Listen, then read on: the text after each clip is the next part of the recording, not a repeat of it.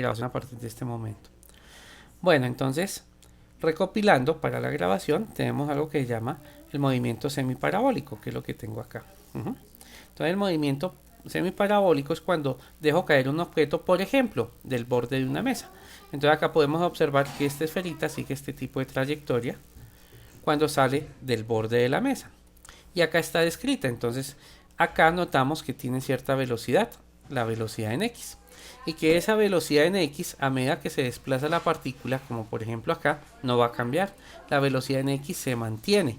Entonces la velocidad en x, a medida que el cuerpo va cayendo, se va a mantener. Entonces anotamos esto, que la velocidad en x es una velocidad constante, es decir, que no cambia su magnitud.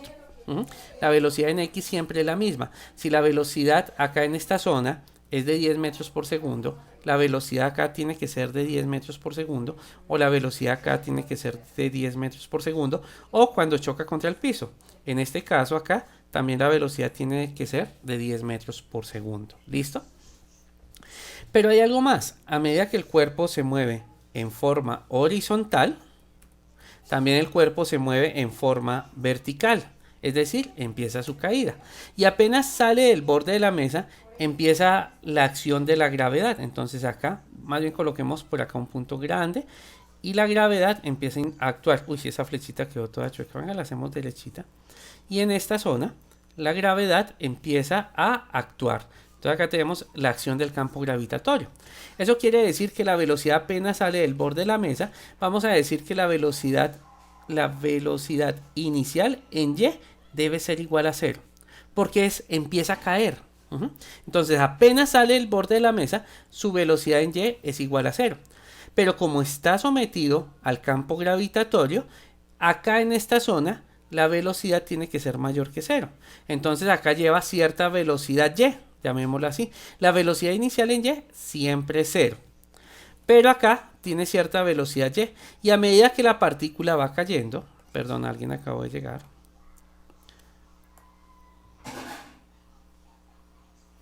Listo. Y a medida que la partícula va cayendo, pues esta velocidad en y empieza a aumentar. Me puedo imaginar la partícula, por ejemplo, en esta zona. Acá la velocidad en x no cambia, ya les dije, la velocidad es constante en x. Pero sí me puedo imaginar la velocidad en y. Y la velocidad en y en esta zona es mucho mayor que la velocidad acá. Digamos que esta es la velocidad de y2 y esta es la velocidad en y1. ¿Por qué diferencio esta a esta? Porque acá en esta zona la velocidad es menor que en esta otra zona. Ahí la velocidad tiene que ser menor, claro, porque la velocidad está aumentando a medida que cae. A eso se le denomina independencia de movimientos. Entonces, la velocidad en y es completamente independiente a la velocidad en x. O sea, independiente de esta velocidad. Dicho de otra manera, a x no le importa lo que sucede en y a y no le importa lo que sucede en x. Ahora, la combinación de esas dos velocidades, venga, resalto eso en rojo, la combinación de esas dos velocidades, por ejemplo, en esta zona, genera este vector, que es la dirección en que se va moviendo la pelota. La combinación de estos dos vectores que estoy colocando acá genera este, que es la dirección en que se está moviendo la pelota. Entonces, si yo mido ese vector rojo en cualquier sitio, por ejemplo, acá el vector rojo debe ser de esta manera.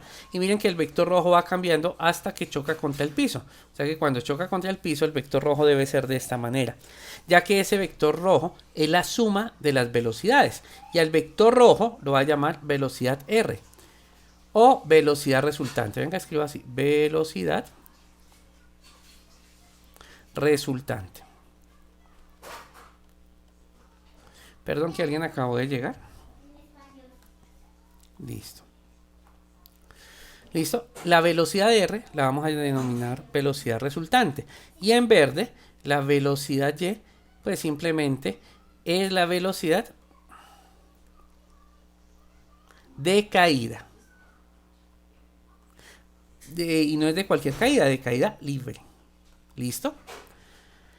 Entonces, este movimiento, que se conoce como movimiento semiparabólico, es la combinación del movimiento rectilíneo uniforme con el movimiento de caída libre. Venga, anotamos eso en algún lado. el movimiento semiparabólico, tal vez en negro, por acá. Acá voy a escribirlo. El movimiento semiparabólico es bueno que anoten en su cuaderno. El movimiento semiparabólico es la combinación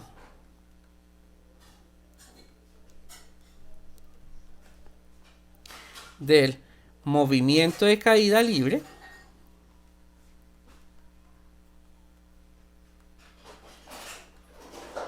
y el movimiento rectilíneo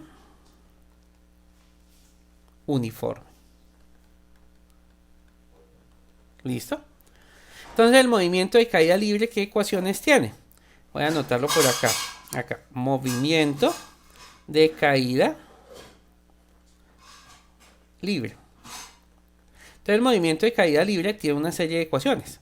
¿Cuáles son? Las voy a recordar porque eso en clases anteriores ya lo vimos. La primera ecuación dice que la gravedad más o menos, y ya les expliqué cuándo podía ser positiva y cuándo podía ser negativa, es igual a la velocidad final en y menos la velocidad inicial en y sobre el tiempo. No está escribiendo bien el lápiz. ¿Alguien me va a preguntar? Profe, Señor, disculpe la molestia. señor. Esta clase es para el último taller que usted mandó. Sí, está asociado con el último taller. Ese taller es para hoy. Señor, no te escuché. Ese taller es para hoy. No, mira, acá están las fechas. Acá aparece la fecha de entrega. Mira, acá dice la fecha. Ustedes miran, revisen Classroom.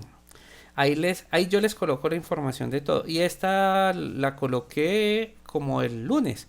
E hice alguna modificación el martes. Ustedes miran a comienzo de semana Classroom y ustedes encuentran la situación. Y siempre revísenlo porque a veces el enlace de Classroom lo cambio. ¿Oyeron? Entonces siempre remítasen acá porque acá aparece toda la información correspondiente. Así como yo lo estoy viendo, ustedes lo ven en su Classroom. Este ya está, inclusive hay dos comentarios acá. Y acá pueden ver la fecha de entrega, que es el 26 de julio, a cuánto fue asignado. Ya alguien se inscribió, alguien está adicional, habían 27 en su momento. Entonces siempre remítasen a esto y acá encuentran toda la información. Y si alguna cosa, pues ustedes me escriben acá. Profe, sucede tal cosa. Algunos no creo que este curso no, pero a veces me escriben acá y yo les respondo porque esto es un correo instantáneo. Es como si fuera el chat en el WhatsApp, algo así. Cuando ustedes escriben algo acá, inmediatamente yo lo recibo como si fuera un WhatsApp. ¿Listo? Entonces siempre remítasen acá para ver esas informaciones. Está bien tu pregunta, no hay ningún problema. Tranquilo. Bueno, vamos a la clase. Entonces les decía que el movimiento de caída libre tiene una serie de ecuaciones y que esta es la primera ecuación, que la semana pasada nosotros estamos viendo estas ecuaciones. Otra ecuación que se tiene es que el cambio de posición en y siempre será la velocidad inicial en y multiplicado por el tiempo más o menos la gravedad por el tiempo al cuadrado. Acá me faltó un medio. ¿Listo? Un medio de la gravedad por el tiempo al cuadrado. Recuerden que es más o menos. Ya les había explicado por qué. Otra ecuación dice que la velocidad final en y al cuadrado es igual a la velocidad inicial en y al cuadrado más o menos 2 veces la gravedad por el cambio de posición en y, o sea, a medida que va cayendo el cuerpo. Y otra ecuación, perdón que alguien llegó. Y otra ecuación dice que el cambio de posición en y, o sea, a medida que va cayendo el cuerpo, recuerden, venga, anoto eso. Yo hablo, pero deben tener ustedes claro que de esta manera es como se presenta el cambio de posición en y, de esa forma. Entonces el cambio de posición en y, la última ecuación dice que debe ser igual a la velocidad final en y sumada con la velocidad inicial en y esto dividido entre 2 multiplicado por el tiempo. Esas son las 4 ecuaciones que maneja la caída libre, que son las mismas ecuaciones del movimiento uniformemente acelerado. Repito lo que acabo de decir, son las mismas ecuaciones del movimiento uniformemente acelerado. Entonces, estas son las ecuaciones de caída libre. Venga, subrayo esto. Movimiento de caída libre, son las ecuaciones de caída libre. Pero hay otras ecuaciones, que son las ecuaciones, porque es la combinación de dos movimientos, de caída libre, que ya hablamos, son las ecuaciones que tengo acá, y del movimiento rectilíneo uniforme. Entonces voy a colocar acá movimiento rectilíneo uniforme. ¿Listo? Entonces, ¿qué ecuaciones tiene el movimiento rectilíneo uniforme? Solamente hay una ecuación que dice que la distancia que recorre en X siempre será igual a la velocidad que lleva en X multiplicado por el tiempo. ¿Listo? En este caso es el tiempo de caída. ¿Listo? La combinación de estas 5 ecuaciones es la manera como se estudia este tipo de movimiento. Repito, la combinación de las 5 ecuaciones que están acá explica, cuando yo combino esas ecuaciones, explican este tipo de movimiento. ¿Listo? Ahora, empecemos a hacer la aplicación correspondiente donde observemos cómo se combina esos tipos de movimiento.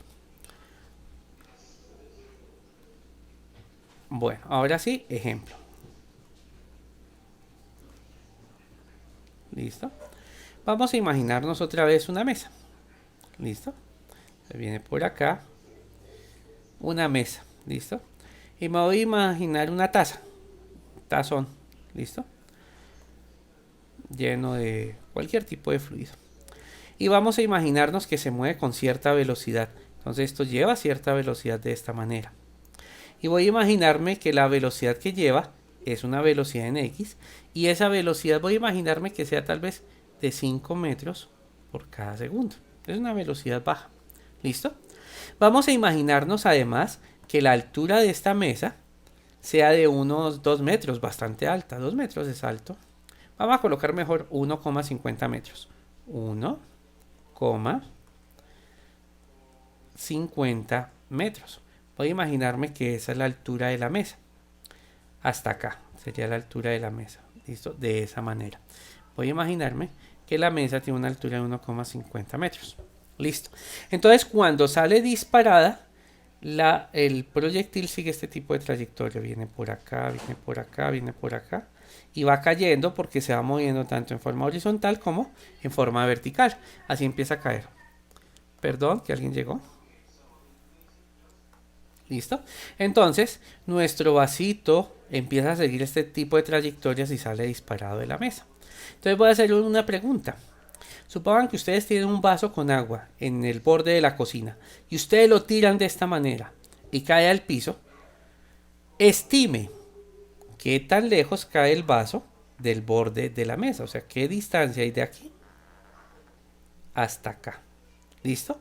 O sea, determine cuál es el valor de la distancia que recorre en X a medida que cae. Esto ya es un ejemplo de aplicación. ¿Listo?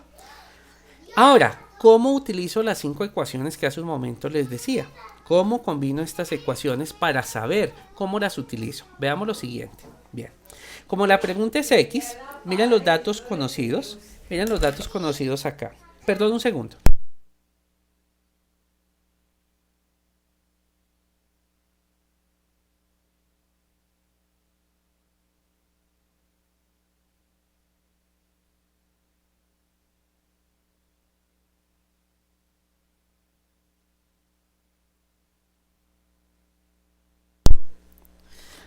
Listo. Entonces les decía que vamos a calcular X. Miren los datos conocidos. Hay dos datos conocidos. Cuando uno resuelve un ejercicio, muchachos, les he enseñado que uno debe hacer un dibujo. Acá está el dibujo. ¿Sí ven? Les he enseñado además que del dibujo deben tener los datos conocidos. Pues claro, como voy construyendo el ejemplo, acá he colocado los datos conocidos. Esos son los datos conocidos. Y también debo tener los datos desconocidos. Este es el dato desconocido, en este caso, ¿cuál es la distancia en X? ¿Listo? Entonces, tengo dos datos conocidos y un dato desconocido. Empecemos a mirar qué ecuación me permite solucionar este dato desconocido. Entonces voy a mirar acá de estas ecuaciones, tanto de estas como de esta, que tengo ahí, ¿cuál tiene X? Más bien cambio la pregunta. ¿Qué ecuación tiene X? ¿Las ecuaciones de caída libre o la ecuación de movimiento uniformemente, de movimiento rectilíneo uniforme? Movimiento rectilíneo uniforme, ¿no? Muy bien, entonces empiezo a abordar el problema por ese lado. Observen cómo empiezo a atacar el problema. Ustedes se van a encontrar con los ejercicios de la guía y entonces allá, ¿y yo qué hago? ¿Cómo soluciono el ejercicio? Miren el análisis que empecé a hacer desde que arranqué con el ejercicio. Datos conocidos, datos desconocidos y luego miro qué ecuación me va a servir. Pero cuando miro la ecuación, escojo las que están acá. Y como me acabaron de decir, esta es la ecuación en la que sirve. Entonces la voy a escribir. Entonces vengo acá y escribo la ecuación que me va a servir. En este caso, el cambio de posición, donde esto es un cambio de posición, debe ser igual a la velocidad, venga que esa v se ve fea, a la velocidad en x multiplicado por el tiempo. Así es como calculo la distancia, qué tan lejos cae este vaso del borde de la mesa. Entonces, repito, miren el procedimiento que hace el profesor para abordar el problema, el análisis, y luego mira qué ecuación le va a funcionar. Y empiezo a mirar qué datos conozco. Conozco la velocidad en x, claro, mírenla, el ejercicio la da. Conozco la velocidad en x. ¿Qué me faltaría conocer? El tiempo. Y si yo descubro cuál es el tiempo que tarda en caer, puedo resolver la distancia en x. Miren el análisis, escuchen cómo analicé el problema para poderlo resolver. Entonces vamos a averiguar el tiempo. Entonces la pregunta del millón, ¿cómo encuentro el tiempo? Miren que esa pregunta no está planteada en el ejercicio, pero es una pregunta que se debe resolver para poder solucionarlo. Entonces voy a colocar esa pregunta por acá porque las incógnitas deben aparecer en todo. Entonces acá una de las preguntas es ¿cuál es el tiempo de caída? Porque el tiempo que va a permanecer en el aire es el tiempo de caída. ¿Listo? Entonces me devuelvo y miro qué ecuación me podría servir para solucionar la caída. Evidentemente esta ecuación ya no la puedo utilizar por obvias razones. Es la que me va a permitir hallar la distancia. Entonces debo utilizar una de las ecuaciones que está acá para resolver el tiempo. Pero como esto es una ecuación de caída libre, debo conocer 3 datos para poderlo solucionar. Antes de escoger la ecuación que me va a servir, vamos a mirar cuáles son los datos que conozco de caída libre. Caída libre. ¿Qué datos conozco de caída libre? Por ejemplo, la velocidad inicial en y. Apenas sale el borde del vaso del borde de la mesa, ¿cuál es su velocidad inicial de caída? ¿Cuál es su velocidad de caída de esta manera? ¿Cuál sería su velocidad inicial de caída? 0 metros por segundo. Observen que eso tampoco está en el ejercicio. Y es más, no se los van a colocar en el ejercicio. Pero ustedes deben inferir que esa velocidad inicial de caída siempre será 0. Listo. ¿Qué otro dato conozco que no aparece acá? La gravedad. La gravedad de 9,81 metros por segundo al cuadrado. Es una aceleración. ¿Listo? Y nos hace falta un dato. Claro, me faltó colocarlo acá. Me hace falta un dato y lo voy a colocar acá en verde. Vamos a... Ah, no, ya está. La altura de la mesa. Es decir, y. Perdón, tuve un lapsus. Y. ¿Y cuánto vale la altura a la cual empieza a caer el vaso? Pues es 1,50 metros. Miren que tengo 3 datos. Acá hay 3 datos. Y si yo conozco 3 datos, pues puedo resolver cualquier pregunta que me hagan de caída libre. Y en particular la pregunta que me están haciendo, o la que necesito resolver, es cuánto vale el tiempo. Entonces, la pregunta en este caso es cuánto vale el tiempo. Ahora, voy a escoger una ecuación de caída libre que reúna esos 4 datos. ¿Cuáles son los 4 datos? Los 3 conocidos y el desconocido. Entonces vamos a ver qué ecuación me sirve. Miren los datos que tenemos. Memorícenlos porque voy a devolverme una hoja. ¿Sí ven? Vamos a buscar una ecuación que hable de la velocidad inicial, de la gravedad y el cambio de posición para resolver el tiempo. Vamos a ver qué ecuación tiene esos datos. Mírenlos bien, me devuelvo. Ahora sí, ¿qué ecuación tiene esos datos? La primera, la segunda, la tercera o la cuarta. ¿Cuál de estas 4 ecuaciones tiene los datos que acabamos de anotar? ¿Cuál creen ustedes que es? Pero me devuelvo para los distraídos. Me devuelvo. Miren los datos que conozco. ¿Sí ven? Estos son los datos que conozco y acá está el dato desconocido, que es el tiempo. Ese es el dato desconocido. Entonces voy a devolverme. Mírenlos bien y díganme en qué ecuación, si la 1, la 2, la 3 o la 4, contiene estos cuatro. ¿Listo? Vamos a ver cuál es. Ahora sí, ¿qué ecuación tiene esa información? ¿Será esta? La segunda. La segunda. Muy bien. Es la segunda. Excelente. Ese tipo de análisis es el que ustedes deben hacer con los ejercicios que van a resolver. Fíjense, ustedes empezaron